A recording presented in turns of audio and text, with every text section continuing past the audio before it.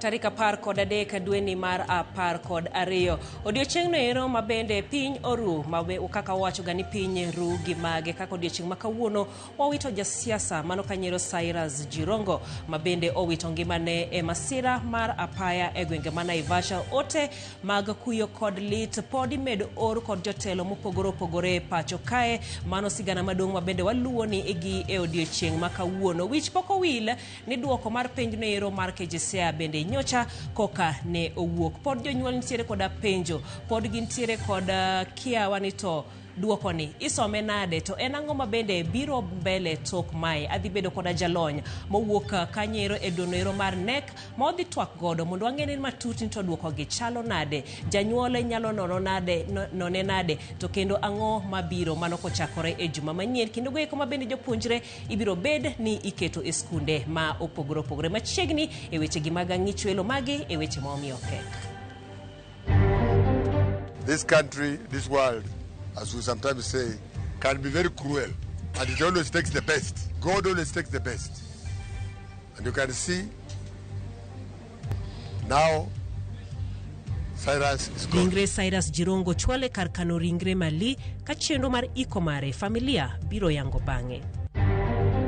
Nitie mon mang'eny maonge gi identity card, gionge gi marriage certificate, gionge gi birth certificates, gionge gi certificates of good conduct, nyaka nyithindo.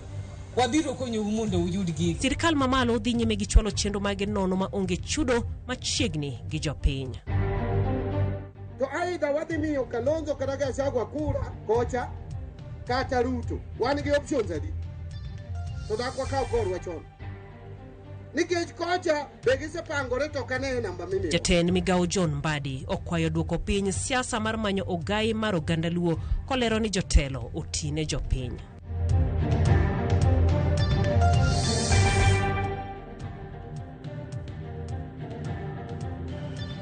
Akwayi ni modi bed kodwa nyaka gik weche gi manyien mago mag ang'ich welo. Jaloko marwa en Elizabeth Otieno. Kabende mana kaka pile ote magi waro kokale lai mar ote machuok ma en 2-3-6-0-0. Mane en jatend migao kendo jaod bura machon ma Lugari Cyrus Jirongo owito ngimane e masira mar apaya mane otimore e gwenge ma Karai, Naivasha, mane wang' apaya maduong' ma Nairobi kochomo Nakuru. Nyamburko mare notumore rigiri kod bas mane oting'o jowuoth, gino mano miyo owito ngimane kanyo. Ringre ne ochwali nyaka kar kano ringre ma Lee Funeral Home Nairobi, kama wede kachiel kod osiepe mane ochopo neno ringre ne oyuage kaka jal mane ohero familia mare kendo ne jachiwo. Joyce Oduor gi ler mathoth. En masira mar apaya mane otimore kar saa 9 otieno ma piny orugodo kawuono e gwenge mag Karai, Naivasha e wang' apaya maduong' ma Nakuru, Naivasha. Masira mane ojuko gari kido mar Mercedes Benz mane jaod bura machon ma Lugari Cyrus Jirongo riembo kod bas mar Climax. Dereva mar bas no mar Climax Kamau Githinji lero kaka masira no notimore. Mercedes ilikuwa inatoka kwa mafuta petrol station na mimi natoka Nairobi nikienda Busia.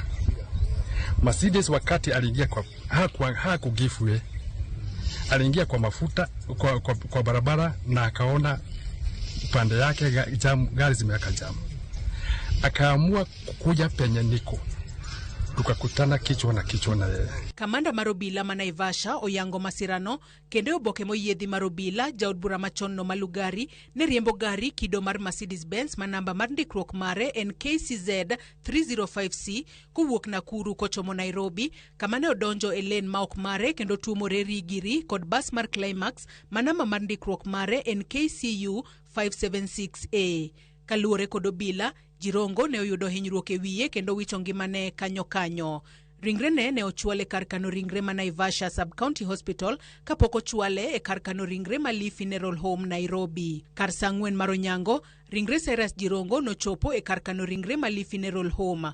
Familia, wede osiepe kachiel kod jotelo mane ochopo e kar kano ringre no ne nigi lit e chunygi. Tho mar Cyrus Jirongo e masira mar apaya oweyogi kod buok maduong' ahinya. I didn't expect him to go, and I'm sure nobody expected him to go. This country, this world, as we sometimes say, can be very cruel, and it always takes the best. God always takes the best. And you can see now Cyrus is gone. Jaloso elo familia Jirongo Philip Kisia oywago Jirongo kaka jal mane ohero familia mare kendo ohero kwe ka koro giyudo lal maduong' kaka familia. Cyrus was a family man. A man who was a friend to many people. Somebody with an open heart. A man with a very big heart. A man who would forgive those who had crossed his line. So we want to mourn Cyrus as being a very peaceful person that he was. Jaod bura Malugari na Binabwera otiyo kod thuolo no e kwayo ganda duto mondo chiw luor kendo mi familia mar Jirongo thuolo maber mar yuago jaheragi. Tunaomba tu tunapoomboleza ndugu yetu ambaye tumekuwa na yeye kwa karibu sana, tumuomboleze kwa heshima, tumuomboleze tukijua kwamba ana jamii kubwa ambayo wanamtegemea. Tuwape heshima, tuwape nafasi ya kuomboleza mpendwa wao pasipo mambo mengi. Familia mar Mosenindo Cyrus Jirongo kokalo e jaloso margi okwayo mondo migi thuolo gibed piny gi por wach kaka familia kaito bang'e gibiro chiwo ler e wi chenro mar kopo mogik mar jaod bura machon Malugari Mosenindo Cyrus Jirongo. Joyce Odur, Ramogi TV. Kapod wan mana e sigana ni masira mar apaya manokelo tho mar jaod bura machon Malugari Cyrus Jirongo orwak gi buok mathoth gi jotelo mopogore. Jotelo mapacho kae kotele gi kod jatend piny William Ruto oyagori Jirongo ka gipare gi humbe mar siasa mane olake pacho ka kuom thuolo malach. Sharon Ong'ao gi mathoth. Ringre Cyrus Jirongo nochwale kar kano ringre mali kar saa 4 mar okinyi kama ne okowe bang' yudo masira mar apaya mano timore kar saa 9 mane piny rugodo duche makawuono e gwenge makarai Naivasha. Tho mar Jirongo koro tieko humbe mar siasa mosebedo kuom thuolo mar higni mohew 30 e pacho kae. Jirongo mano nyuole e higa mar 1962. Humbe mar siasa nolak ahinya e higa mar 1992 kama notelo ne kweth rowere e duond bura mar KANU mane pakore kaka YK92. Kwethno ne nitiere kod oteku mathoth kendo notelo ne duond bura mar KANU mar timo campaigns mag kwedo dwaro mar bedo kod duond buche mathoth e pacho kae motelo ne yiero mar 1992. When in 1992, when we in the KANU were almost giving up, Cyrus came up with a very strong encouragement and told President Moi that with us as young people, we can give you support and you can win this seat. And he did it. When the history of Kenya is written in terms of change, it's almost impossible to ignore Cyrus Jirongo and the YK92 group. I mean, that includes Akina Uhuru Kenyatta, William Ruto himself, and many others. Jasiasa matene mapachoka Fred Gumo bedo paro Jirongo gi omenda mar note mar siling 500 mano yanga e pachokani kichen. Like now, for example, the 500 shillings note was created because 100 and 200 became too small, and this because of Cyrus.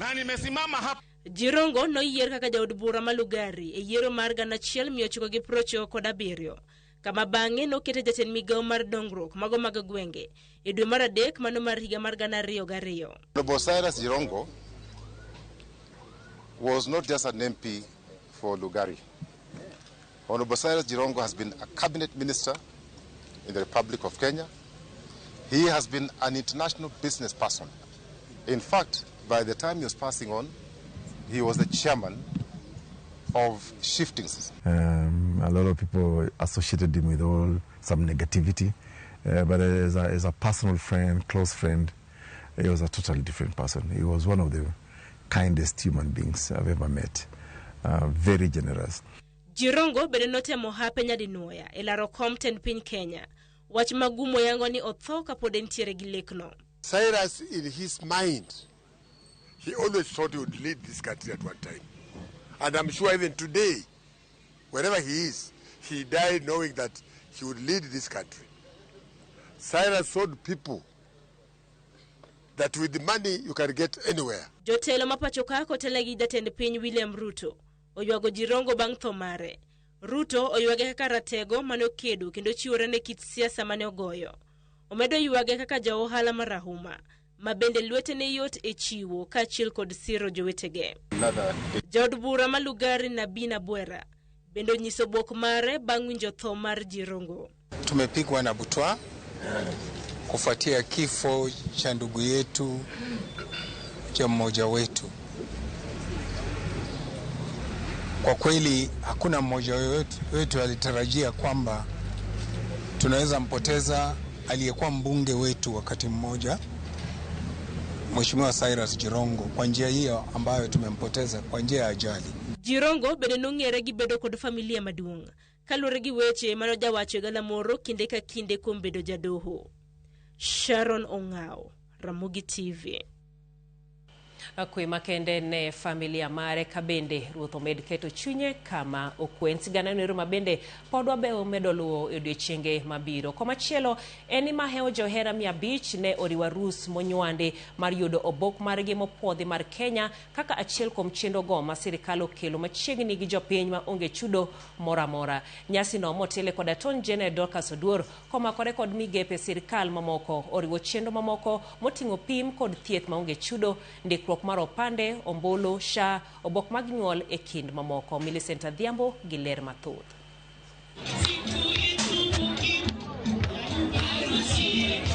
E alap skul primar ma Kanyateng e sub-county Manyakach, mayo johera 500 ne oriwo keny margi ayanga maonge chudo. E chenro mar sirikal motis ni huduma mashinani. Wasebedo kwa dakode kuom higni 13. Koro kawuono wariwo arus marwa kendo donjo keny maler. Wadwoko erokamano ne sirikal mar Kenya. Mor sirikal omed kelo gini pile kamae mondo wamak jogi motegno. In fact civil marriage ni berna kabisa nikech ok ochako med dhako kendo. Kopogore gi mano, chenro mamoko ma ichiwo ne jopiny nono maonge chudo oriwo ka upande, ndikruok e SHA, ndikruok kaka jagombolo, yudo obok mag nyuol e kind mamoko. Jaod bura Manyakach Aduma Owuor ne okawo thuolono mar nyiso mor mare gi piny owacho kod jotelo kowacho ni chenro makama kelo yot ne jopiny. You know, these things are happening because of the beautiful relationship we are having in the broad-based government. You've seen that we have a one-stop shop for all the government services. Attorney General Mapacho Dorcas Oduor mane otelo e nyasino oyango ber chenro makamagi ne jopiny. Nitie mon mang'eny maonge gi identity card, gionge gi marriage certificates, gionge gi birth certificates, gionge gi certificates of good conduct, nyaka nyithindo. Wabiro konyo mondo uyud gigo. And we want to affirm that under the bottom-up economic agenda, we have activities that should help the people. Komachielo, jagoro mongirore migao mar thieth Ouma Oluga korka kore to ne otielo ni chenro makama en achiel kuom chenro mag piny owacho mar chopo kare lek mar bottom up. Defilement mag nyithindo samoro ng'ato nero gi nyathi matin to gima lich ni parents giwinjre samoro gi elders to giwacho niya case we kik tere court. And while we are making them pregnant, we are also increasing their chances of getting HIV. And this, I tell you, my people must stop.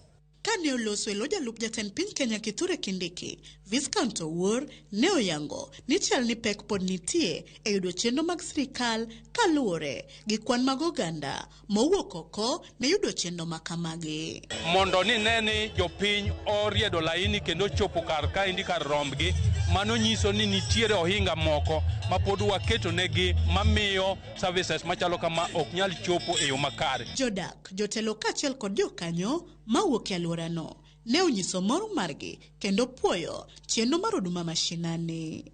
Wago erokamano ne government. An nabiro kawuono mondo amany passport to gi good conduct. Hawi maber ayudo good conduct but passport services ochor nyaka odiochieng' makiny. Pod wan kaka ochakore kawuono nyaka kiny the whole day mondo ichopi mondo yudi chenro ma sirikal okelo ne jopiny nono maonge gimichulo. Ka sirikal dhi nyime kod chenro mar ndalo ariyo mar kelo chenro mopogore mag sirikal maonge chudo machiegni kod jopiny. Jopiny onyiso morgi, kata kamano kwayo gi maduong' en mondo sirikal one ni chenro makamagi okel kinde duto mondo giyud yot. Millicent Adhiambo, Ramogi TV, Kanyateng, Nyakach, Kisumu County. Kuom josiasa e duond bura mar ODM okwedo moko kuom josiasa makaluo magiwacho ni nyayo siasa mar pogo ganda gi thor mar manyo ogai mar oganda luo kata luo kingpin kae gijiwogi mondo giket maino margi e bero ngima mar jopiny. Kotelnegi kod jatend migawo mar omenda John Mbadi, jotelogo nokwayo achiel mar oganda luo ka giramo ni ngang' ok ne giwuoge sirkand manywanda ni mar jopiny osechako neno olemo mar riwruogno ero nyuolo. Ne giloso sach chenro mar solo omenda mar jiwo somb nyithindo mohewo 500 moke familia mochando e kar chung' od bura ma Bondo.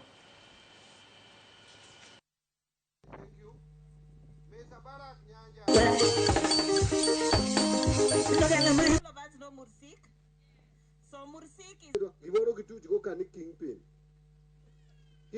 ni eto kare ne title man onge option ma wan go ere jaluo moikore madhi chung 2027 to ko onge kama 2027 ni onge to aidha wadhi miyo Kalonzo kata Gachagua kura kocha kata Ruto, wan gi options adi to dakwa kaw korwa chon nikech kocha be gisepangore to kane namba mimiwa dakwa pangre ka wabiro gi jomoko madwaro mana siasa gi mamargi. Awinjo ka giwacho ni Mbadi gi ni bende rito mana chiemgi to ng'ama ne ok rit chiembe to ng'a adwa kwa oganda nagi ni wameduru riwore, wameduru wuothe achiel, wameduru gi duol achiel. Jomagi ji adi moyie kamano to kendo sama wawuoyo kata wawuotho e twech achiel to wan e partiwa mar ODM. Gik moko mathin to kende mwan wabro dwaro seche moko kata korwa koni wan gik mang'eny ne chapok waneno mana kaka wachecha to mathin tu manyo mulnwa ema wakwayo mondo timre orum. Higa chiel modong' ni kende otimre orum.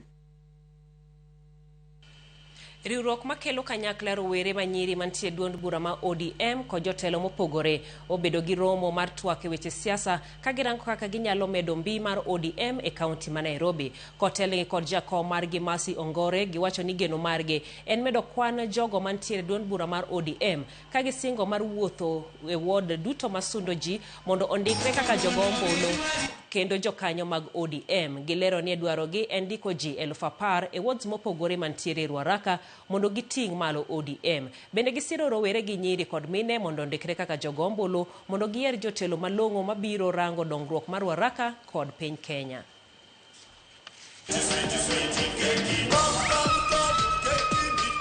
Hiyo ni keki ya baba.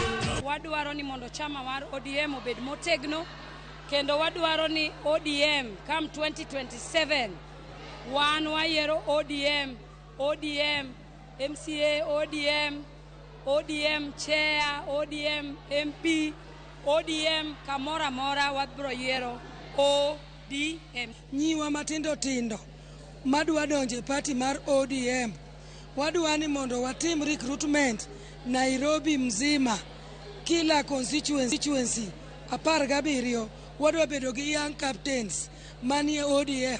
Chambwa wadwaro ni mondo obed motegno kendo mojing. Kawuono ne wabiro kae Ruaraka constituency mondo wawuo gi nyithiwa manyiri matindo mondo kaw kura giikre mar go kura 2027 to kendo gidonje ODM. Tendine buo mabul mar Pentecostal Voices of Kenya kata PVK omedo kwedo paro mabiro chiwo chike matayo ute lamo kod chendo mekgi ponono ni okadhe kod od bura. Jotendin go dwaro mondo mi piny owacho omi pek weche mamulo ahinya oganda kaka somo kod thieth. Nyakidi nigi ler mathoth. En paro mar chik machano tayo chenro mag ute lamo duto pachoka. Paro madwaro mondo ute lamo ondikre buo mabul mopuodhi kod piny owacho. Parono mong'ere kaka Religious Organizations Bill 2024 pod medo nyuolo paro e kind jotend din kamago mae buo mabul ma Pentecostal Voices of Kenya to dwaro mondo wite oko chutho mani okomi ute lamo thuolo machung' kar kendgi. This bill risks isolating and disenfranchising certain segments of the church in management of and regulation of religious affairs in Kenya, in favor of well-established churches and religious organizations. It strips away the doctrinal independence of churches by forcing them to subscribe to established umbrella organizations. The bill creates several vague offenses which are likely to be abused by rogue actors to intimidate, coerce, and harass religious leaders and organizations. Kaluwore gi jotend PVK, kanisa en achiel kuom gigo manokonyo sirkal masani yudo telo. Kata kamano, sirkal owuon ok ti kodgi machiegni kendo koro dwaro rido weche magalam. Gichiwo siem mager bende ne josiasa masiro parono ka giwacho ni owinjore gimi pek weche mamulo oganda kaka weche mag somo, thieth kaachiel kod dongruok. Wan wasebedo gi buok ka 2022 ker ne wuotho kodwa, ne bire kanisniwa, ne waolo kata mo e wiye kaka noli Daudi mondo bed jatend piny. To kar ang'o motimore, gino pod thagowa kata ka ni jachien to wabogolo. Ang'o motimore miyo koro sani ker oketo kamati ni koro ni an jadolo ng'ama wal mana gi Nyasaye tatiyo gi Roho Maler ni nyaka bed mana gi digri ne kanyalo bedo jadolo. We will talk mpaka isikike. Kama kanisa tunasema hii bill haiwezekani. Kama kanisa tumekataa na tuko hapa kusema tafadhali, hii ya tafadhali hapana. Tunasema hii bill haiwezekani. Paro makamano biro tok fwenyo ringre bungu mashakahola chalmano miyo mak jadolo Paul Mackenzie koda chije moko mawachore ni neketo ngima oganda kamarach. Jodologo dwaro mondo mi piny owacho oketo kenge makare kendo ket chike mabiro konyo mako jodolo matayo chenro magalam ataro machik. Hii ni njia mbaya ya kuweza kugeneralize all Christians and therefore curtail their freedom. So let the issues of criminality, let the issues of wrongdoing be handled as per the law.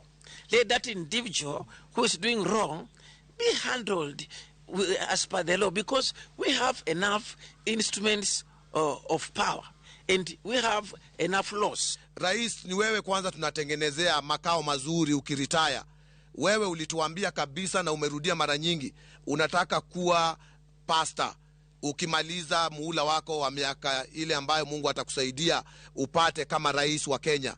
Na tungetaka kukuuliza rais tu kwa unyenyekevu, kama PVK ungetaka kupata kanisa likiwa limesimama ama administration yako imelisambaratisha? Parono omisir kod apisa ton jener kachiel kod mano mar joten migepe kendo sechope okang' mar kao pachoganda kod jokanyo mopogore opogore. Efinyakidi, Ramogi TV, Nairobi.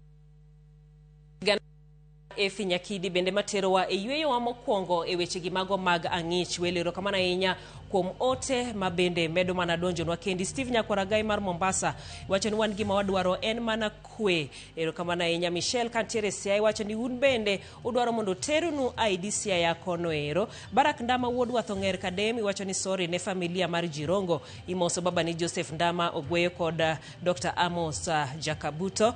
Ote machielo en mari Paul Imbo Thatch Ramogile kendi mor koda chenro mabende biro gi sani. Ong'wena Elias iwacho ni nena chiel ka chiel kentiere paundege mano kadem kata kamano podi medo timo mos kuom tho mar Jakom kendo jafwambo Festus Amimo mano Kanyero Rao Nyadundero kamano inya kuom ote gweko duto te wakaw mana yweyo to kik idhi mabor nikech ka waduogo ang'eni jonyuol mang'eny osebedo ka penjore ni to results ma wayudo duoko ma wayudo mano KJSEA isome nade, onyiso nang'o, mano twak mabende wabedo godo bang' yweyo ni kantiere kod apisa mawuok e duol noero mar NEC. Kik idhi mabor.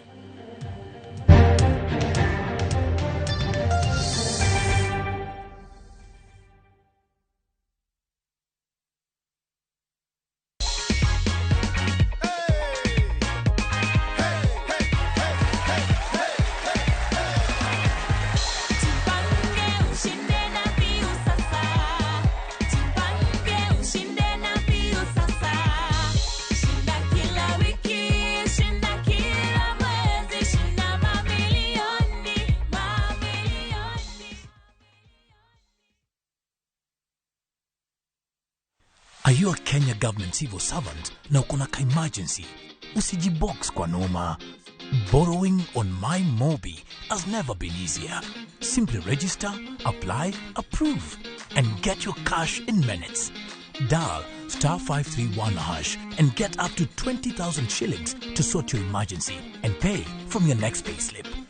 No paperwork, no drama. Ni wewe tu na simu yako. With MyMobi, now you're in control.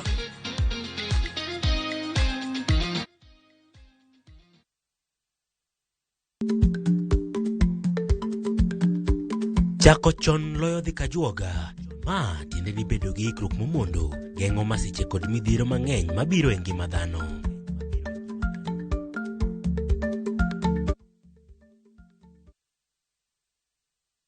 This festive season, find your joy at the tip of Africa, where mountains meet the sea and every sunset feels like a painting. Because the true beauty isn't just seen, it's felt in the laughter, the wine and the rhythm of Cape Town. From just $1,800 per person sharing, enjoy 5 magical nights exploring Table Mountains, Cape Points and the heartbeat of South Africa. Travel to a place that moves you. Few travel, moments that matter, memories that last.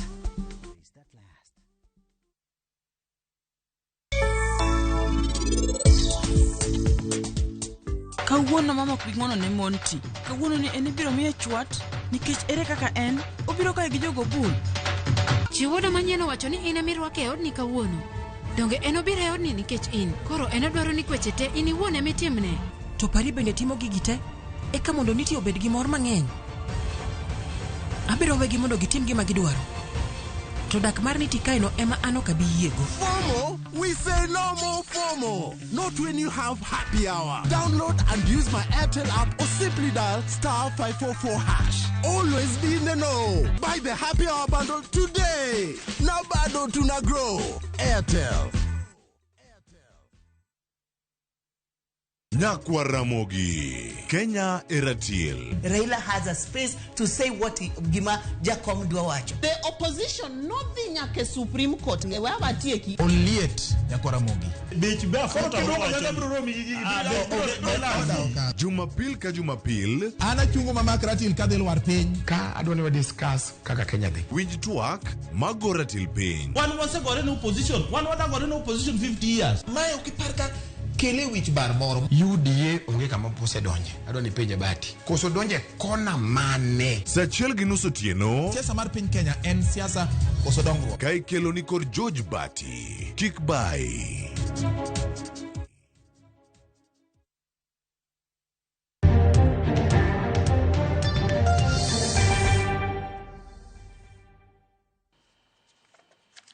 Machiegni kendo e tielo ni kuma bende mana kaka nasingo ni kanyero kaluore koda duoko mabende ne ogola e jumaniendi mano mar piny noero mar KJSEA duoko mabende pod puonjore to isome nade ang'o mabende onyiso kaluore koda duoko mabende wayudo kaluore koda duoko ma nyathi oyudo ochomo kanye mano kanyero ka juma manyien koro migawo masomo biro bedo ka golo skunde ma jopuonjre dhiye gisani antiere koda pisa mawuok e duol noero mano mar NEC mano mar penj mar NEC ka bende wadwani mondo lernwa matut ni to duoko ge chalo nade onyiso nang'o mano kanyero migosi Samuel Ouko oimore kendo erokamano matudi kod odhiambo ni erokamano ahinya koro jonyuol oyudo kata jopuonjre oyudo duoko skundo oyudo duoko waneno wich bar ka jonyuol ringo ka gi kacha ji penjore kata e mbui ng'at ka ng'ato nitiere kod kaka osomo duoko mabende ne ugolo mano mar KJSEA kinyalo mana lero no kaka un jonek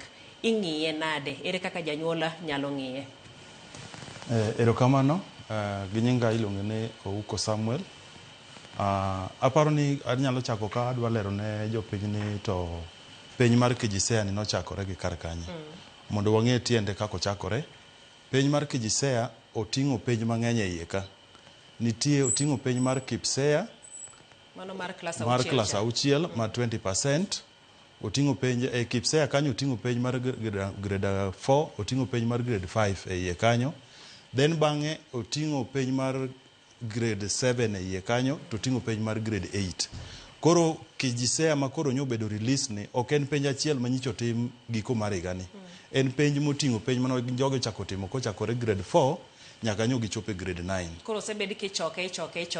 Koro osebed kichoke kamano koa e grade 4 kanyo gichope grade 6 to gima nyo ne gitime 4 gi 5 gi 6 loso 20%. Kato penj manyo gitime grade 7 ga 8 loso 20%. Koro mano bedo 40%. Koro manyo gitimo e giko mar igani to kelo mana percent 60. Koro iriwo mar KPSEA cha idok chien. Ing'yo ni KPSEA na yuda di 7 gi 8 mag assessment. Assessment ayuda di kati chaki mede e moroni. Yes. Ing'yo class 7 gi 8 waluongo ni formative assessment. Mane gitimo through school based assessment mane gitimo grade 7 grade 8. Koro imedo magote. Koro kimedo mayude KJSEA summative manyo koro gitimo giko mar igani. Koro kisedo mano koro kido kaka i-perform. To e page manyo bedo released oko bedo released gi marks. Nikech sani koro one new system ma grading koro itimo in terms kaluwore gi performance levels ma koro wan gi meeting expectations, exceeding expectation, approaching and below expectations. Koro mago e level mitiyogo. Koro king'iyo penj manyo golni ang'eni jonyuol mang'eny ose penjo ni to amed points kech owacho ni meeting expectations opog diriyo. Meeting expectations 1 gi 2. Koro level ka level exceeding bendo opog diriyo.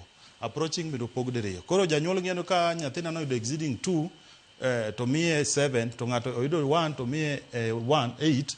Koro odwano med points go te mondo rom nyaka 72. To kong'iyo to yudo ka ok tali gi gik mondik piny kacha ka. Koro adwana ler ni kaka nek nyogolo duoko ok imed points go. Points go kumed kamano.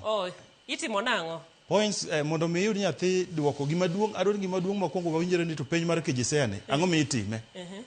Gima duong' mokwongo en ni watimo penj mar KJSEA mondo nyathi ong'igo progress mare mondo mi o identify ni to ere pathway manyalo fite. Anyalo donjo pathway mane.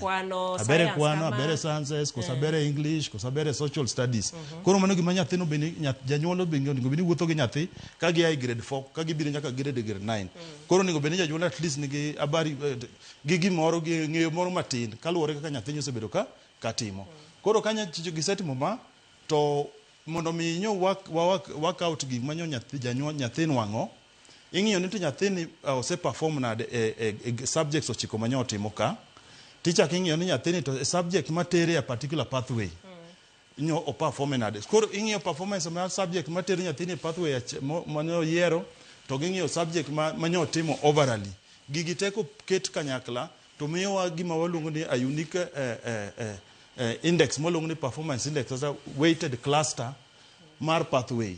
Koro kanye mobere koro kwa gol ni nyathi ber overall nikech jogi ok dhi secondary senior school ka gidhie ok gidhi somo subject machal. Koro ok nyanya golo results moriwo ne nywando gigo te. Ochalo ng'ama donje mbalariany, jogi jo education, jogi jo medicine, jogi jo engineering. Kech ka donje pathway mar STEM tidhi do ka na different track. Ng'ato nie track moro ng'ato koro tracks opogore to un the same pathway. Waduoga ni chien matin. Kaka ni nyiswa ni koro pogruok kata ng'ikruok e wi points. Ere kaka koro ng'ato ng'eyo ni to points ge chalo nade kata rom nade? Mano en gima bedo worked out statistically. Mano jo public ng'ene githagore mondo gi work out mondo giyud kaka ginwang'o points mapiny kagi.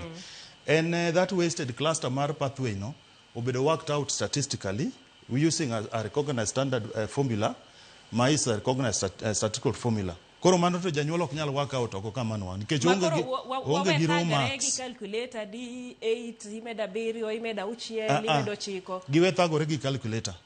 Ong'eya ni nyathini ose perform nade performance level ne then ma piny kacha koro wamiyo gi mondo tich obed mayot ni to nyathini strength ne en pathway mane. Omiyo nokelo that weighted cluster per track and per pathway mondo nikech jogi dhi different pathways ka gichopo senior school. Okoro kwadwar overall. Koro kigi med points kigi chako medo ni 8 7 5 to yudo 32 then koro ng'iyo total mar 32 to ng'iyo gi weighted cluster mondik ne piny kacha oyudo kopogore. Koro weighted cluster no is mondo mi okony placement. Ineno ko okete nyaka point number decimals 4. Koro manyiso ni mondo mi kech kan watiyo gi marks tido ka nyithindo nyalo bedo gichokore kata kumoro achiel. Koro mano placement dhi bedo matek. Nikech one of the reasons we timo KJSEA en mar placement mondo ketgi e pathways magiluwo. Koro jonyuol kik chandre ka gimedo points go. Giwe medo points. Obio timano. Koro wan konye osetiko macha to wamiyo migawo mar somo ni magi kaka nyathini pathway ni mai kaka wasted cluster mare pathway ni chalo kama mar science STEM chalo kama, social sciences chalo kama, arts and sports chalo kama. Koro nyathini ke jogi nyithindo noseyiero pathway kaluwore gi interest and personality. Koro this performance gives now the strength, gives the support of what the learner mano nyathini oseyiero. Otherwise, selection of pathways and tracks was done and it is based on interest, personality, and then the strength in terms of performance. So those gigoteko ket kanyakla onego beni gadi janthi the mondo oyier pathway modhiye. Ingeni nitiere duoko moko mabende waseneno mochoponwa mana kaka iwacho ni wang'ie piny kachacha e pathways. Ibo yudo ni in social sciences pogruok tin 60.98 61. Koro kendi neno ka Mane umena explain ni mondo mi wachope that cluster watiyo gi overall subjects chiko mane nyathi otimo, then wachako watiyo gi subjects adek like arts and sports subject adek, in the STEM watiyo gi subjects ang'wen mane nyathi otimo ma lead that particular pathway. Kore kwa work out to give us that unique identifier. Teni koro nyathi ma oset oyudo those kaka ing'iyo ka nyathi moro inwang'o kata 25 point something aggregate. Mano nyathi ma onigo qualify timo kata STEM kata social science pathway. Koro kendo ka nyathi ochopo moyudo 25, at least 25 and above, mano nyathi ma already nyalo timo any pathway. Remember, in identifying the pathway, it's not much on how the learners performed.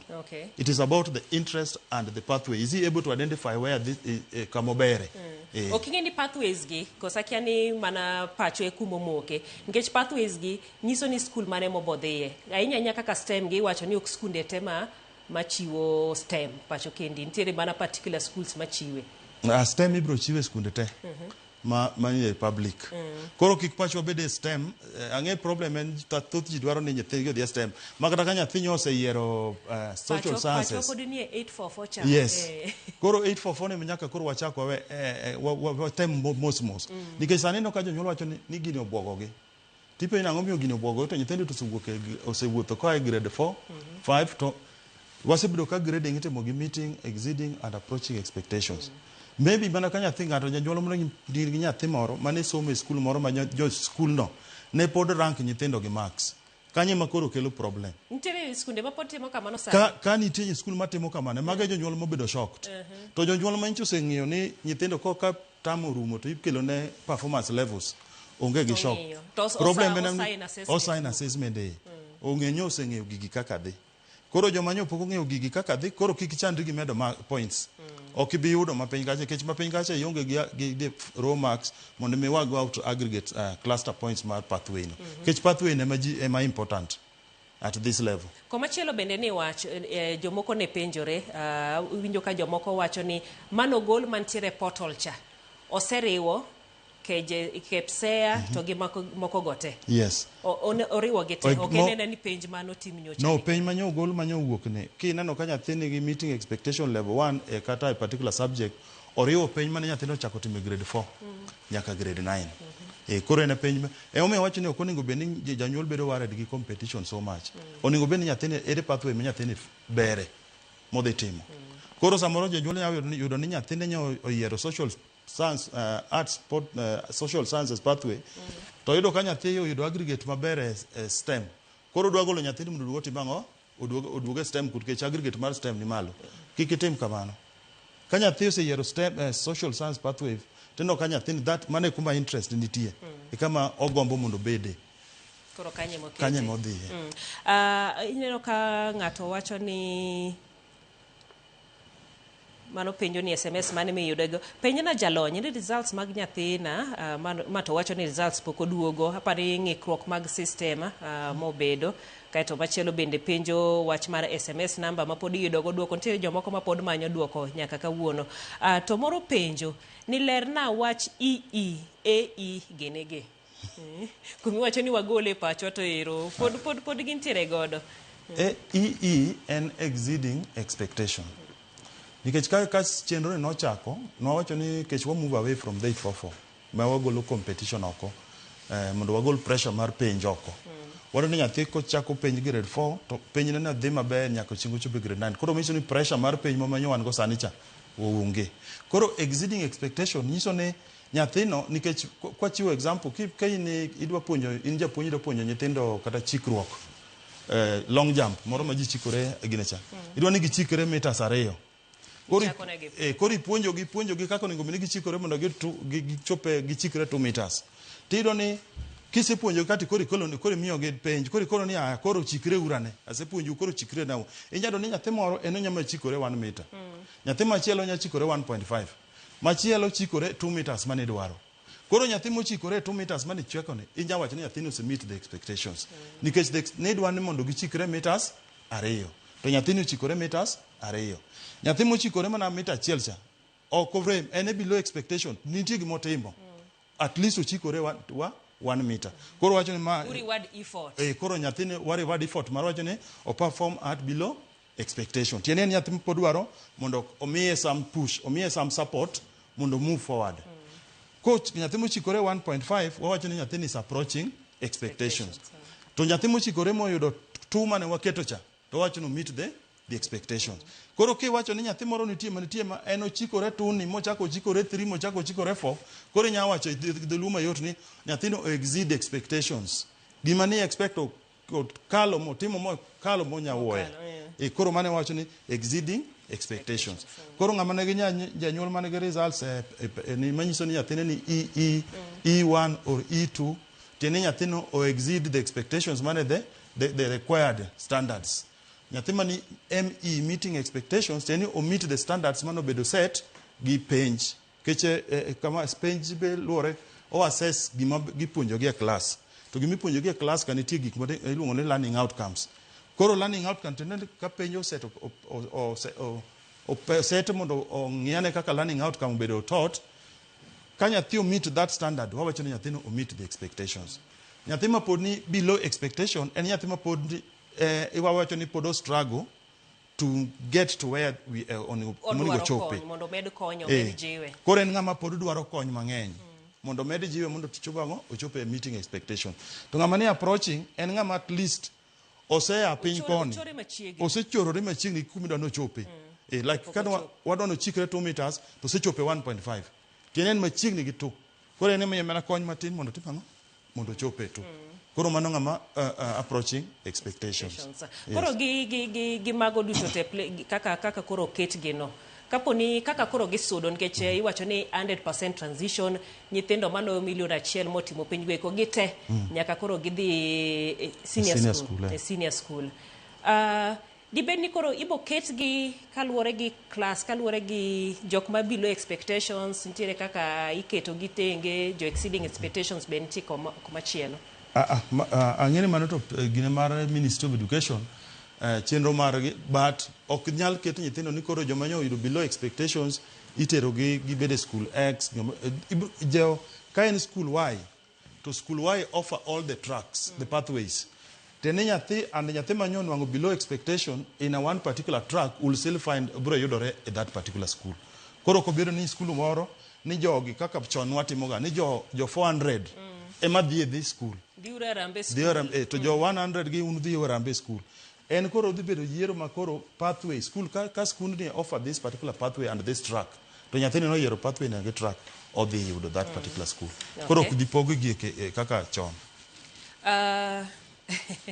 penjo pod nitiere kendie ibo mana ng'uono nikech ma en gima wendo nyiso ni below expectation en below standard mano penjo achiel ere kaka iyudo duoko mana parni wasewuoye nyathina nyalo loko pathway kaeto nyiswa kaka ing'iyo SMS ka bende penjna jalony ni nyathina no yiero social sciences pathway to ketne STEM shida nyalo bedo kanye be inyalo lokne ere kaka wadhi yudo schools moluongie to be inyalo loko school aparo ni mago koro gik mabiro juma manyien ang'o ma koro warito kata jonyuol rite juma manyien mano to koro penjo ma koro loko school ni nyathino poko ket nyithindo e ginene poko migi pathways koro ng'eni gima nyo results ko neno to oneno ka nyathine samoro nigi mo points STEM to nyathine no jero social koro assume ni samoro osekete Nikoro moseiere.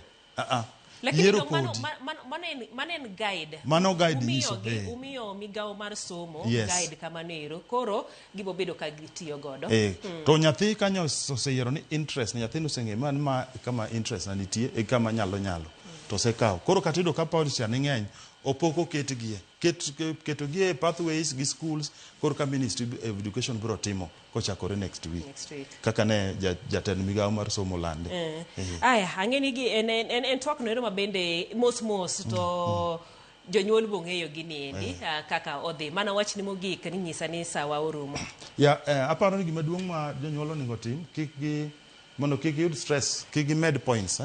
Kik gichak medo 7, 6, 4, kik gichak timo mano. Ok gibi yudo. Kech points go ok bi konyo. Gimoket kacha en ni omigi cluster manyiso kuma pathway ma nyathi nyalo timo.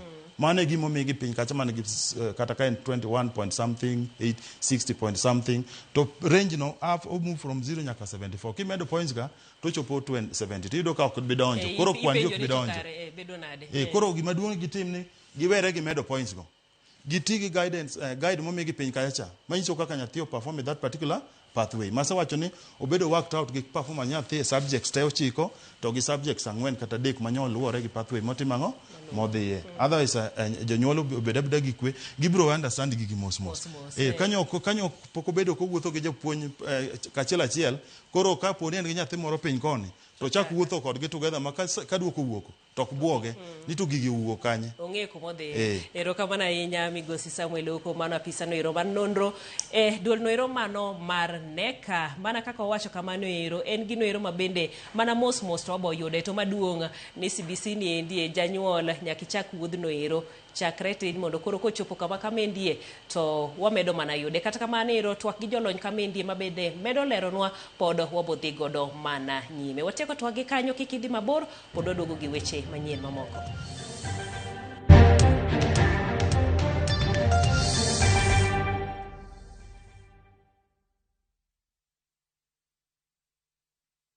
Tired of late rides and shady charges? Itisha Wigo. Now Wigo, you get more than just a ride. Unapata on-time pickups, gari safi na fresh every time. Ride V-Smart, ride V-Safe, now Wigo. Download the app now, ama SMS Wigo to 20425. Wigo, your trusted ride.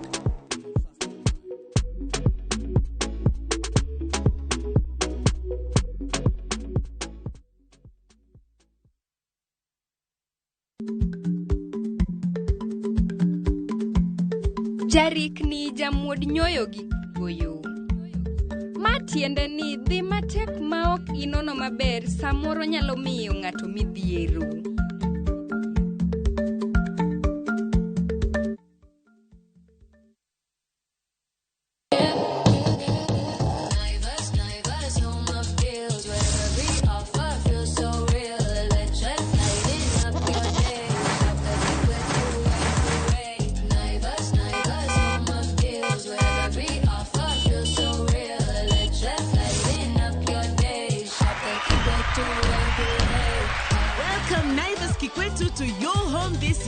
Tunasherekea customers wetu kikwetu kila siku.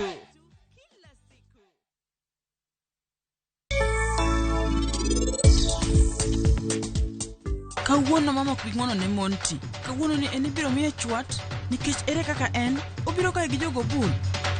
Chiwoda manyien wacho ni in emirwake e odni kawuono.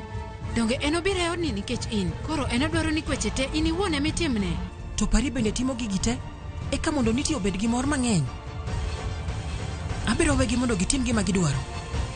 To dak mar niti kaino ema ano kabi yiego. FOMO? We say no more FOMO. Not when you have happy hour. Download and use my Airtel app or simply dial *544#. Always be in the know. Buy the happy hour bundle today. Now bado tuna grow. Airtel. My dog G-Dog, I got you, man. I know you're trying to hit me up, right? But the thing is, right, I'm kind of busy at the moment. You know what I mean? Just hold your horses for a minute. Once I'm done with what I'm doing, I'm definitely going to hit you up. You know what I mean? So what you do, take a chill pill, get some fresh air, relieve your lungs, and just hold back for a minute, man. I will hit you up as soon as I'm good, all right? I will answer your call and hit you back as soon as possible. So take a chill pill and relax, my G. I got you. Chill for a dog. Dial *811*500# to get Take a Chill Pill as your skiza tune.